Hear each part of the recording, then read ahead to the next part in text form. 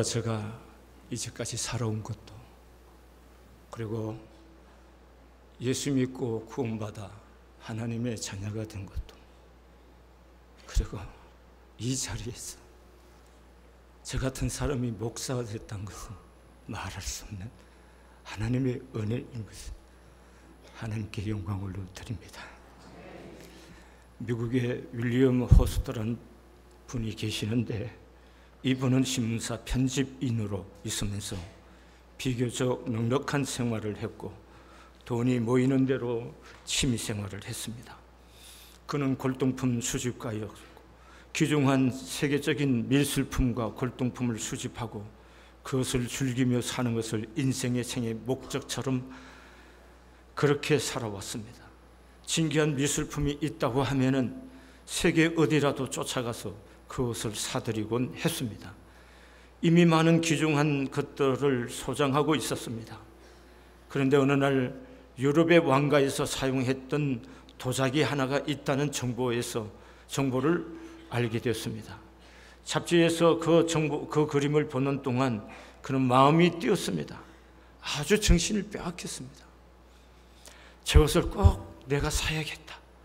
그리고 구라파를 여러 번 여행을 했고 추적을 해보았지만 종적을 알 수가 없었습니다. 누가 가지고 있는 건지, 이 귀중한 물건이 어디에 숨어 있나 그렇게 안타까워하고 숨지는 실망을 했습니다. 어느 날 그는 잡지를 보는데 잡지에 그 골동품에 대한 이야기가 났는데 그 골동품이 미국인에게 팔렸다고 써 있었습니다. 깜짝 놀라서 도대체 이 사람이 누굴까 하고 이름을 자세히 보았더니 그게 자기 이름이 써져 있었습니다. 벌써 그 소장품을 가지고 있었던 것입니다. 하지만 그는 그것을 가져다 두기만 했지 살펴보지를 않았습니다. 자기가 가지고 있다는 것을 몰랐다는 것입니다. 그리고 밖으로 다니면서 찾아보려고 그렇게 애썼던 것입니다. 자기가 소장하고 있는 것, 자기가 이미 가지고 있는 것의 소중한 가치를 모르는 것에 대한 어리석음에 대한 얘기를 이것을 지적하고 있는 말씀이라고 생각됩니다. 오늘 여러분과 저는 많은 은혜를 입은, 그리고 은혜를 입고 있고 그 은혜 안에서 살아가는 분들이십니다. 우리가 은혜로 알지 못한다면 사실은 그것은 은혜가 될 수가 없습니다. 여러분이 가지고 있는 가장 소중한 자기 자신, 그리고 가장 소중한 자기의 건강, 자기가 지금 처하고 있는 이 현실의 귀중한 의미를 내가 깨닫지를 못한다면 은혜도 은혜될 수 없고 복도 복이 될 수가 없습니다. 다른 사람들은 멀리서 나를 부러워할지 몰라도 자기 자신은 행복하지 못합니다. 다른 사람은 나만 갖지 못한 것 때문에 마음 아파하고 그렇지만 나는 나됨에 대한 만족이 없다는 것입니다. 은혜가 은혜되는 것은 은혜를 깨달아야 된다는 것입니다. 은혜로 느껴져야 하고 은혜로 감격해야 된다는 겁니다. 그리고 그 은혜로움 안에서 만족해야 한다는 것입니다. 그리고 이 은혜된 현실을 보면서 그 은혜 앞에 자기 자신을 위탁할 수 있어야 된다는 겁니다. 그래서 이 큰 은혜 앞에 더 바랄 것이 없다. 이것이 은혜를 깨닫고 사는 사람입니다. 은혜에다가 자기 운명을 던져버리고 사는 사람, 바로 그것이 그리스도인이요, 그리스도인의 바른 생이요, 행복한 삶이라는 겁니다. 여러분이 잘 알고 있는 유명한 헬렌 켈러 여사, 우리 모두가 알고 있습니다. 그는 삼중 장애자입니다. 눈도 보이지 않고 귀도 들리지 않고 말도 할 수 없습니다. 이런 불행을 딛고 한평생을 살았습니다. 그러나 그는 훌륭하게 귀중한 일들을 많이 하며 심지어는 저술까지 하면서 살았습니다. 말년에 어떤 기자가 그에게 물었습니다. 이런 육체적 고통과 함께 한평생을 살아왔는데 당신은 하나님을 원망해 본 적이 없습니까? 라고 물었습니다. 헬렌 켈러 여사는 빙그레 웃으면서 대답했습니다.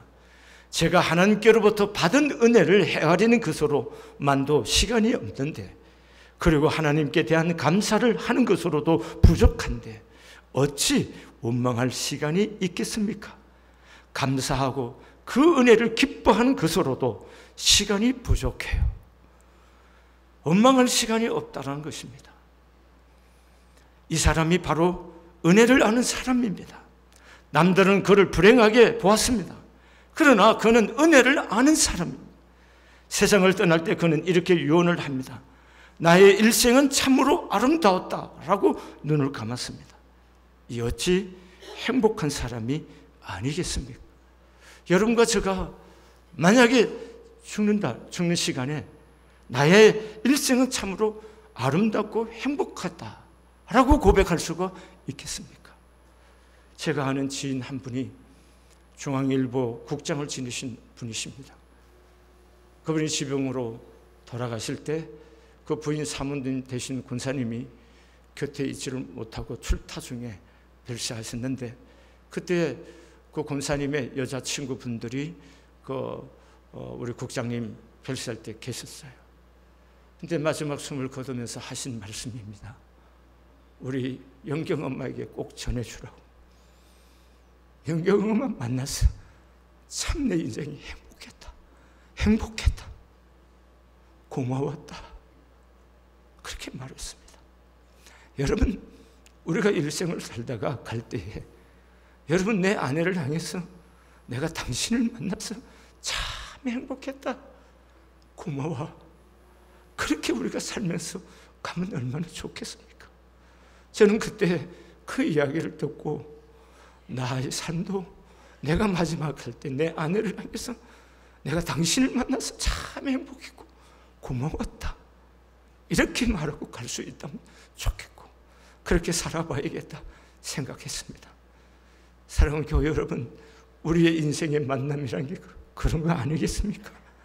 여러분과 제가 부부로 만나서 살아가는 동안에 그게 많은 갈등도 있고 고통도 있고 시름도 있고 때로는 이혼하고 싶은 마음도 한두 번이었습니까? 우리가 그럼에도 불구하고 우리의 삶이 다 사라졌을 때 내가 당신을 만난 살아온 시간이 참 행복했다고, 그리고 나와 살아줘서 너무나 고마웠다고 그렇게 말하고 살았다면 얼마나 좋겠습니까? 그리고 여러분과 저는 교인으로서 그리스도인으로 삽니다. 일생 동안 우리가 교회를 몇 번씩 옮길 수 있겠지만, 그렇지만 여러분이 인생에 살면서 제가 목사님을 만나서 인생이 참 행복했고 저의 인생이 변했고 주님 사랑하며 살게 되어서 고마웠어요. 그런 관계라면 여러분 얼마나 좋겠습니까?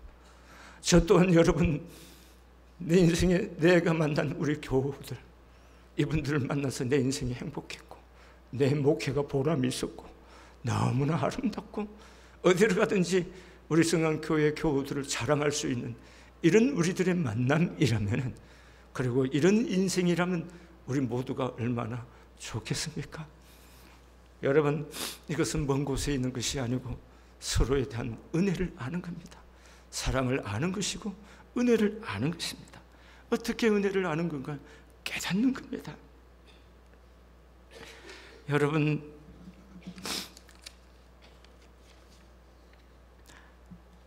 오늘 성경은 우리가 어떤 사람인가에 대해서 말을 하고 있습니다. 여러분과 제가 본래 어떤 사람이느냐? 오늘 성경은 이렇게 말합니다.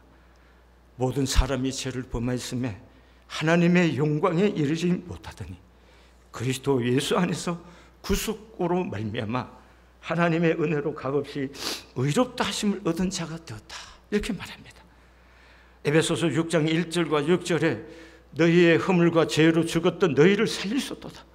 본질상 진노의 자녀이었더니 긍휼에 풍성하신 하나님이 우리를 사랑하신 그 큰 사랑을 인하여 허물로 죽은 우리를 그리스도와 함께 살리셨고 또 함께 일으키사 그리스도 예수 안에서 함께 하늘에 앉히시니라.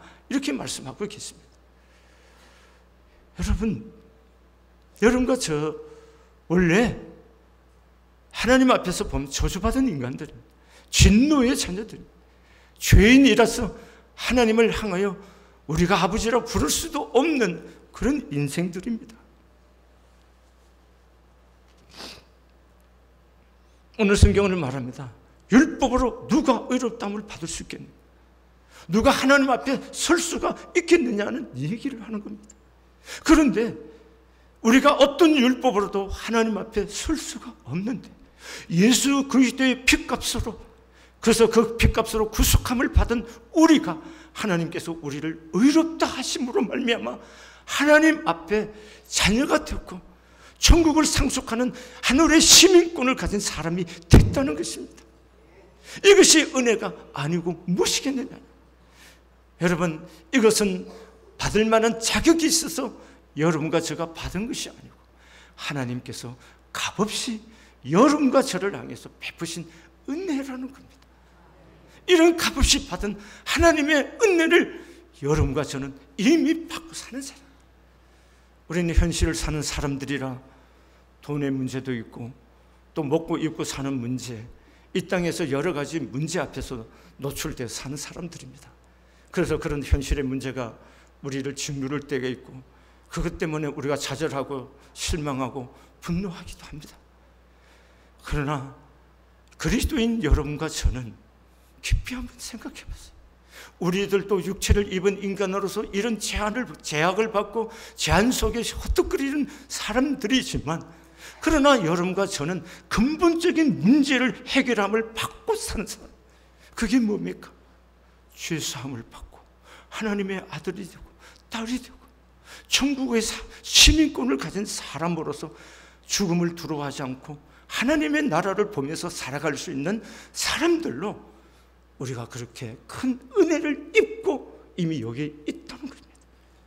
그리고 그분인 여러분과 저의 아버지가 되어주신다는 겁니다. 하나님이 여러분과 저의 아버지가 되어주신 이 은혜를 입은 사람들, 우리 아버지 되신 그 하나님이 나의 보증이 되고 나의 산성이 되시고 나의 방패가 되어주신 이 놀라운 현실을 우리는 자꾸 잊고 있다는 것, 기억하시길 바랍니다. 죄사함 받은 것만 아닙니다. 하나님이 나의 보증이십니다.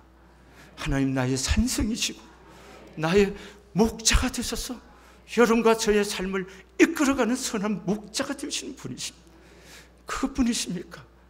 여러분과 저는 본질상 타락한 죄의 본성을 가진 사람들, 우리가 조금만 가만히 있으면 그냥 한눈을 팔 수밖에 없는 그런 죄의 타락한 본성을 갖고 있는 사람들이에요. 그래서 우리는 애쓰지만 또 산 자국을 보면 또 넘어져서 죄를 범하고, 오늘 주일에 오시면서 하나님, 이 한 주간도 제가 이렇게 살려고 했는데 못 살았어, 미안해요, 죄송해요, 용서해 주세요, 아마 그랬을 겁니다. 이렇게 우리가 넘어지는 사람들이. 그런데 그 하나님은, 우리를 의롭다 하신 하나님은 한 번만 의롭다고 해서 하신 것이 아니고 이렇게 넘어지고 죄를 지을 때마다 우리가 하나님 앞에 나와서 우리의 죄를 자백하고 용서를 구할 때마다 내 죄를 사하시고 나를 모든 불의에서 깨끗게 하실 뿐만 아니라 내 죄를 기억지도 아니하신다는 것.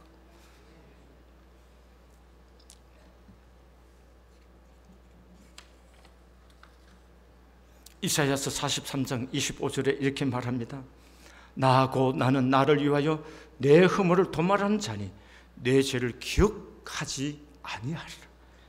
에스겔 18장 22절에 그 범죄한 것이 하나도 기억함이 되지 아니하리니 너의 범죄한 것이 하나도 기억되지 아니합니다.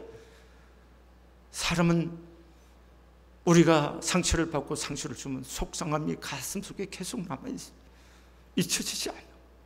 이게 제 본성에, 그래서 우리가 이것이 하나님의 성령 안에서 다스림을 받지 않으면 계속되는 거예요.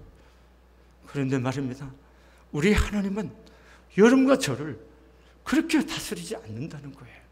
그냥 고백만 하면 다 씻어주시고 기억지도 않으시고 나를 죄 없는 자처럼 나를 그렇게 날마다 맞이하고 나를 그렇게 이끌어 주신다는, 이게 은혜가 아니고 무엇이겠습니까? 이런 하나님이 여러분과 저의 하나님이 되신 줄로 믿습니다. 여러분, 우리 하나님께 찬양 한 곡 드리도록 하겠습니다. 천번을 불러도라는 찬양입니다.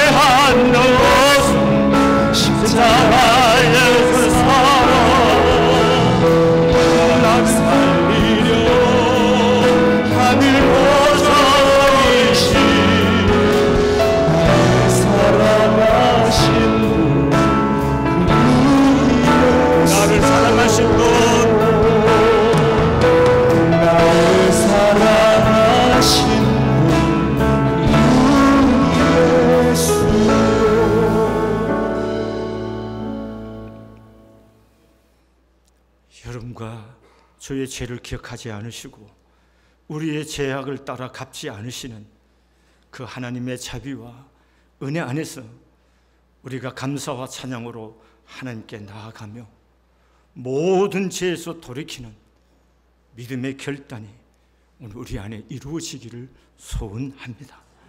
그러면 이런 은혜가 내 안에 은혜가 되려고 하면 어떻게 할까요?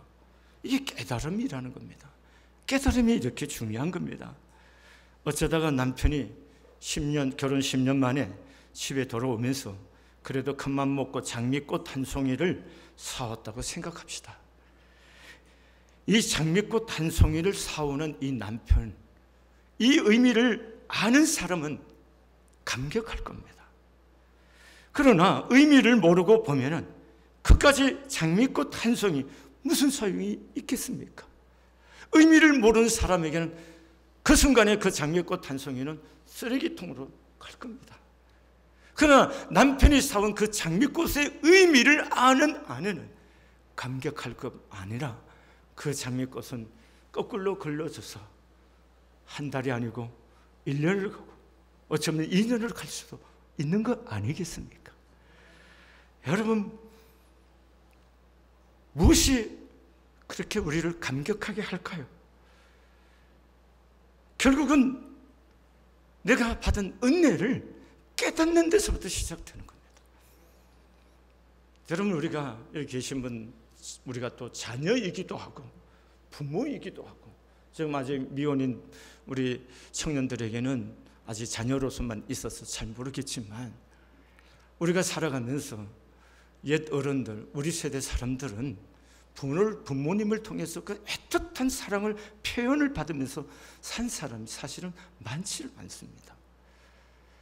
그래서 우리들의 마음속에 가끔은 서운함이 있습니다. 저도 마찬가지였습니다. 그래서 우리 아버지한테도 고마운 마음이 별로 없었어요. 우리 아버지 나한테 해준 게 뭐가 있는데 늘 이 마음이 자리하고 있었어요. 그래서 섭섭하고 가끔은 반항하고, 이것이 여러분 모르겠지만 제가 가졌던 마음이었습니다. 그런데 말입니다, 제가 장가를 가고 애를 낳는데 갑작스럽게 애 둘이 나온 거예요. 쌍둥이를 낳는데 이게 혼자서 할 수 있는 일이 아니지 않습니까? 그래서 저녁에 집에 가면 같이 젖을 먹여줄 수밖에 없습니다. 우유를 먹였는데, 그래서 같이 우유를 먹이고 가끔은 빨래도 해주고 기저귀를 빨아주고 그런 일을 도울 수밖에 없었습니다. 어느 날 우리 아버지 어머니 저희 집에 오셨어요. 그래서 제가 평상시대로 젖을 먹이고 있었어요. 그랬더니 우리 아버지 저를 물끄러미 받아버리니, 야, 쳐다보니까 애가 좋냐? 그럼 내가 의아했어요. 아니, 아버지 안 이뻐? 얼마나 좋은데? 그래서, 야, 니만 그런 거 아니야. 나도 너 그렇게 키웠어. 그러시는 거예요. 한 방 얻어맞은 것 같았어요. 여러분, 제가 나이가 들어서 또 우리 아이들 결혼해서 우리 손자들이 있습니다. 우리 아이들이, 요즘 젊은 세대 아이들이 자기 새끼 얼마나 끔찍하게 여겨요. 좀 가끔 서운할 정도로 끔찍하게 여기더라고요. 그래서 어느 날 그랬어요. 야, 이뻐? 좋아? 저도 또 우리 아버지처럼 묻는 거예요. 그러니까 오빠 의아하듯이 쳐다보는 거예요. 야, 난 지금도 임마 너 그렇게 사랑해. 내가 손자도 좋지만 내 아들 네가 더 좋아. 그렇게 얘기했어요. 그럼 어떤 겁니까? 그 생각해 보십시오. 내가 내 새끼를 키워보면서 부모가 어떤 그 은혜를 아는 겁니다. 우리 아이들도 자기 아이들을 키우면서 아빠 고마워요. 내가 아이를 내 이름, 손자 이름 부르면서 애를 키워보니까 아버지 사랑, 아버지가 너무 고마운 거 알게 됐어요. 어느 날 문자로 그렇게 보내온 거예요. 여러분, 우리가 그럼 아버지는 그 순간에 아들을 사랑하고 있었던 겁니까? 아니지 않습니까? 우리는 아이를 낳는 순간부터 지금까지도 변함없이 사랑하고 있어요. 그런데 그 아이는 그 부모의 사랑을 언제 하는 겁니까? 깨달아지는 그 순간에 부모가 나를 사랑하고 있었구나, 그 사랑을 느끼는 거 아니겠습니까? 그럼 은혜를 깨닫는, 은혜라는 것도 마찬가지예요. 우리가 하나님이 나에게 베푼 은혜가 망극하지만 이것이 깨달아지는 순간이라야 되는 거란 말이에요. 그럼 이게 어떻게 해야 되느냐 하는 거예요. 이 깨달음이, 이 깨달음이 올라가면 어떻게 해야 되는 건가요? 여러분, 겸손해야 된다는 거예요. 여러분, 우리가 겸손하지 않으면 아무리 사랑을 쏟아붓고 해도 알아지는 것이 아닙니다. 아버지가 난 뭘 도왔어? 내가 다 했지. 내가 이 마음을 갖고 있는 동안 우리 아버지가 나를 사랑하는 것 아무리 얘기를 해도 내 귀에 들릴 리가 없었습니다. 그러나 내 새끼를 크면서 우리 아버지도 나를 그렇게 키웠다고 할 때 내가 머리에 망치를 맞는 것처럼 깨달아지고, 그렇지, 그러지는 순간에 우리 아버지의 사랑이, 우리 어머니의 사랑이 가슴속에 물밀듯 밀려오고 고맙고, 그래서 어느 날 철이 들어서 섬기려고 하니 이미 옆에 안 계신, 아시겠습니까? 그게 우리 삶이라고. 여러분, 우리가 만나서 사는 우리의 관계도 마찬가지예요.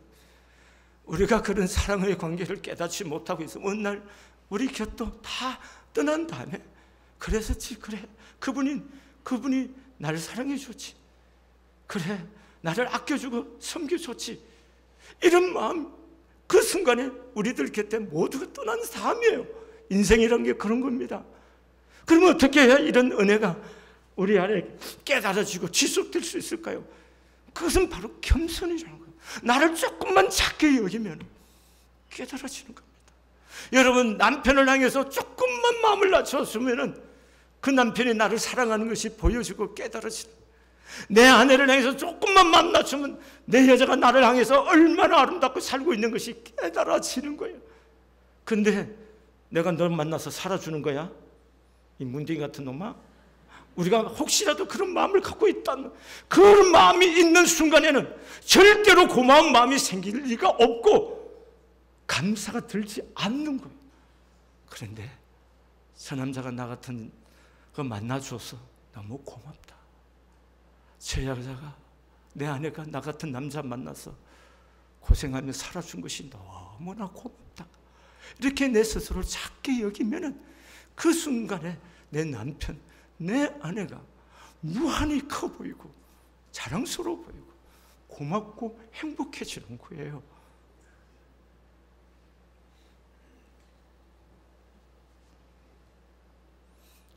오늘 여기를 사는 여러분과 제가 하나님의 은혜 안에서도 마찬가지입니다.